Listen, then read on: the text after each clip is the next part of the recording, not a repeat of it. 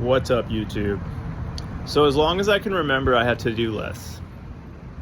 I would write down everything I had to do, and I would get a little bit autistic about it. I remember I was in New York City with my friend Phil, and he was like, "Shad, let's go watch a movie." And I'm like, I can't, I gotta finish this list. And he's like, "Well, what's on the list?" And I'm like, "I gotta buy something stupid, like a tea sieve or whatever."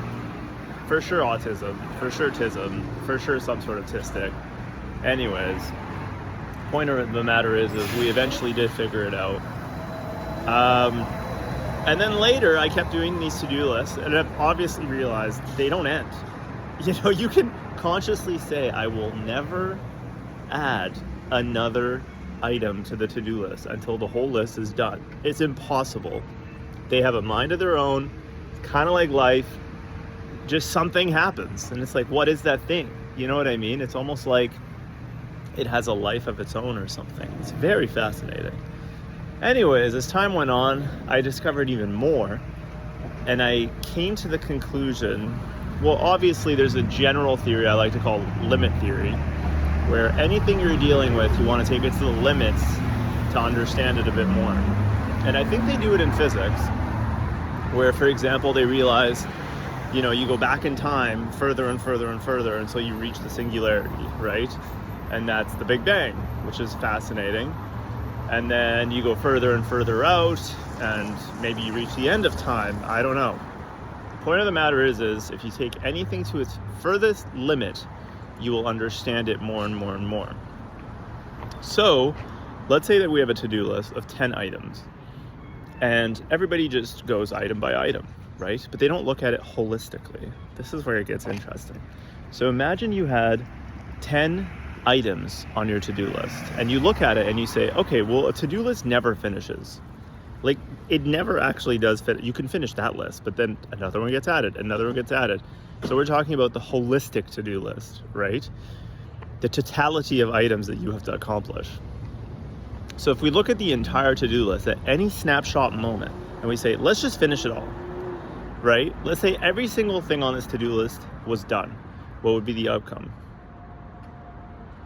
Right? You look at the entire list and you break it down and you say, let's finish every single item conceptually.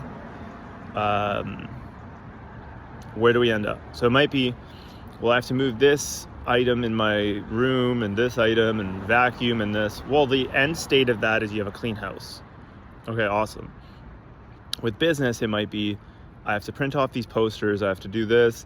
And then you look at it and you're like, well, what's the end state of me printing off posters and pasting them all around town? I'm going to get a total number of customers. Let's say the city of Vancouver has 1 million people. This many people are going to see it. This many people are going to scan it. This many people are going to buy it. I'm going to end up with $5,000. Do you know what I mean? Or like more likely $500. So you look at that and you say, well, that's $500. And if you're actually optimizing, if you were a computer, for example, that would optimize fully the total value, because a human being has emotion and we get attached to an item or what we want to do, right? But if the end goal is just make the most money from my business, then it shouldn't be one item is more important than another, right? It should just be, okay, I'm going to take the end goal, the end result of all of these items completing, and what's going to happen. Do you know what I mean? And if you start to think about things that way, and that is your focus, what's going to happen? Man, these crows are sketching me out. What are they doing?